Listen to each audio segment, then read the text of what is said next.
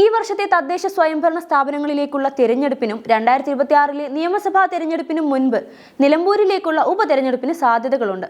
മുന്നണികളും രാഷ്ട്രീയ പാർട്ടികളുമെല്ലാം നിലമ്പൂരിലെ പോരാട്ടത്തിന് തയ്യാറെടുക്കുകയും ചെയ്തിരിക്കുന്നു. അതിവാശിയേറിയ പോരാട്ടത്തിനായിരിക്കും നിലമ്പൂർ സാക്ഷ്യം വഹിക്കുക.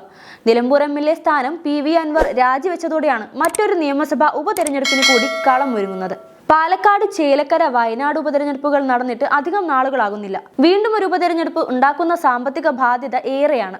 അത് രാഷ്ട്രീയ പാർട്ടികൾക്കാണെങ്കിലും പൊതുഖജനാവിനാണെങ്കിലും. അതേസമയം ഉപതെരഞ്ഞെടുപ്പ് നടന്നാൽ LDFന്റെ സിറ്റിംഗ് സീറ്റ് പിടിച്ചെടുക്കാമെന്ന ഉറച്ച പ്രതീക്ഷ നിലവിൽ UDFനുണ്ട്. KPCC ജനറൽ സെക്രട്ടറി ആര്യാടൻ ഷൗക്കത്തിന്റെയും നിലവിലെ DCC പ്രസിഡന്റ് VS ജോയിയുടെയും പേരുകളാണ് നിലവിൽ പ്രധാനമായി ഉയർന്നു കേൾക്കുന്നത്. ഇരുവർക്കുമിടയിൽ ഏതെങ്കിലും തരത്തിലുള്ള തർക്കങ്ങൾ ഉടലെടുത്താൽ പോംവഴിയായി PV അൻവർ തന്നെ UDF സ്വതന്ത്രനായി മത്സരിക്കുവാനുള്ള സാധ്യതകളുമുണ്ട്.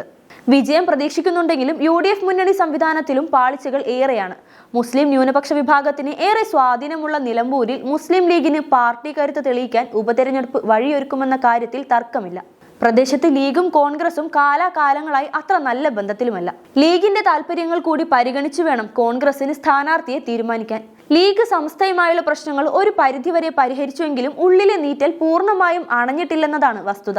ഈ ഘട്ടത്തിൽ അതെല്ലാം നിലമ്പൂരിലും പ്രകടമായേക്കും. ഈ വർഷാവസാനത്തെ തദ്ദേശ തിരഞ്ഞെടുപ്പും നടക്കേണ്ടതുണ്ട്. ഈ വെല്ലുവിളികൾക്കെല്ലാം ഇടയിലാണ് നിലമ്പൂർ രാഷ്ട്രീയ പോരാട്ടത്തിന് വേദിയാകുന്നത്. CPM നേതൃത്വം പാർട്ടി സമ്മേളനത്തിന്റെ ശ്രദ്ധയിലാണ്. കോൺഗ്രസിലാകട്ടെ മുഖ്യമന്ത്രി സ്ഥാനത്തിനും നേതൃനിരയിൽ സ്ഥാനമുറപ്പിക്കാനുമുള്ള കിടമത്സരം രൂക്ഷമായിരിക്കുകയാണ്. പാലക്കാട്, ചേലക്കര ഉപതെരഞ്ഞെടുപ്പുകൾ മൂലം നീട്ടിവെച്ച പുനഃസംഘടനയും കോൺഗ്രസിൽ പൂർത്തിയാക്കേണ്ടതുണ്ട്. ഇക്കഴിഞ്ഞ 4 നിയമസഭാ ഉപതെരഞ്ഞെടുപ്പുകളിലും ഇരു മുന്നണികളും സിറ്റിംഗ് സീറ്റുകൾ നിലനിർത്തിയിരുന്നു. പുതുപ്പള്ളിയും തൃക്കാക്കരയും പാലക്കാടും UDFും ചേലക്കര LDFും. വയനാട് ലോക്സഭാ ഉപതെരഞ്ഞെടുപ്പിലും കോൺഗ്രസ് സീറ്റ് നിലനിർത്തി. അങ്ങനെ വരുമ്പോൾ നിലമ്പൂർ ഏതു വിധേനയും നിലനിർത്തേണ്ട ഉത്തരവാദിത്വം CPMനുണ്ട്. പിണറായി സത്തിന്റെ അവസാന ആണി നിലമ്പൂരിൽ നിന്നാകുമെന്നാണ് അൻവർ ആവർത്തിച്ച് വ്യക്തമാക്കുന്നത്. നിലമ്പൂരിൽ ഉപതെരഞ്ഞെടുപ്പ് നടത്താതിരിക്കാൻ RSSന്റെ സഹായത്തോടെ കേന്ദ്ര തെരഞ്ഞെടുപ്പ് കമ്മീഷനെ സ്വാധീനിക്കാൻ സംസ്ഥാന സർക്കാർ വലിയ ശ്രമവും ചർച്ചയും നടത്തുന്നുണ്ടെന്നും അൻവർ ആരോപിക്കുന്നുണ്ട്. 2021 LDF സർക്കാർ അധികാരത്തിൽ വന്ന ശേഷമുള്ള 5ാമത്തെ ഉപതെരഞ്ഞെടുപ്പിനാണ് നിലമ്പൂരിൽ കളമൊരുങ്ങുന്നത്.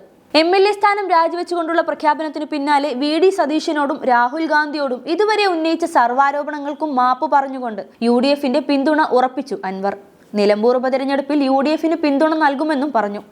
പക്ഷേ അൻവർ സ്ഥാനാർത്ഥിയായി DCC പ്രസിഡന്റ് VS ജോയിയുടെ പേര് നിർദ്ദേശിച്ചത് കോൺഗ്രസിൽ ഭിന്നതയ്ക്ക് വഴിമരുന്നിടുന്നതാണ്. ജോയിയെ നിർദ്ദേശിച്ചതിനു പിന്നിൽ ആര്യാടൻ ഷൗക്കത്തിനെ വെട്ടാനുള്ള അൻവറിന്റെ നീക്കമുണ്ടെന്നത് വ്യക്തമാണ്. KC വേണുഗോപാൽ, AP അനിൽകുമാർ തുടങ്ങിയ നേതാക്കളുടെ പിന്തുണ VS ജോയിക്കുണ്ടെങ്കിലും ആര്യാടൻ ഷൗക്കത്തിന്റെ പേരിനാണ് മുൻഗണന.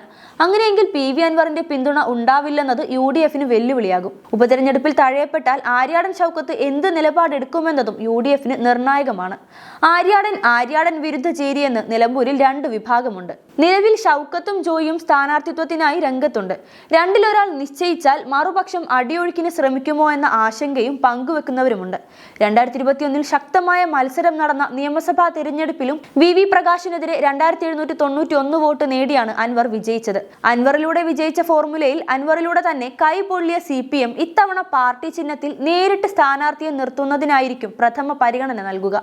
നാട്ടുകാരൻ എന്ന നിലയിൽ സംസ്ഥാന സെക്രട്ടേറിയറ്റ് അംഗമായ M സ്വരാജിന്റെ പേരാകും CPMൽ ആദ്യ പരിഗണനയായി വരിക. സ്വരാജ് മത്സരിച്ചാൽ വീറും വാശിയും കൂടും. മുതിർന്ന നേതാവിനെ തന്നെ നിർത്തി സീറ്റ് നിലനിർത്തി അൻവറിസം തകർക്കാനാണ് CPM ശ്രമിക്കുക. അൻവറിന്റെ ക്രെഡിറ്റ് അല്ല, ഇടതു വോട്ടാണ് തുണച്ചതെന്ന് ബോധ്യപ്പെടുത്താൻ CPMന് വിജയം അനിവാര്യമാണ്. സിറ്റിംഗ് സീറ്റ് കൈവിട്ടാൽ CPMന് അത് വരാനിരിക്കുന്ന 2 തെരഞ്ഞെടുപ്പുകളിലേക്കും സാധ്യതയ്ക്ക് മങ്ങലേൽപ്പിക്കും. സ്വരാജിനപ്പുറത്തേക്ക് മറ്റു ചില പേരുകളും CPM പരിഗണിക്കുന്നുണ്ട്. കാര്യങ്ങൾ ഇങ്ങനെയൊക്കെയാണെങ്കിലും നിലവിലെ സാഹചര്യത്തിൽ UDF ഒത്തൊരുമിച്ച് പോയാൽ അനായാസം അവർക്കൊപ്പം നിലമ്പൂർ നിലകൊള്ളുവാനാണ് സാധ്യതകൾ ഏറെയും.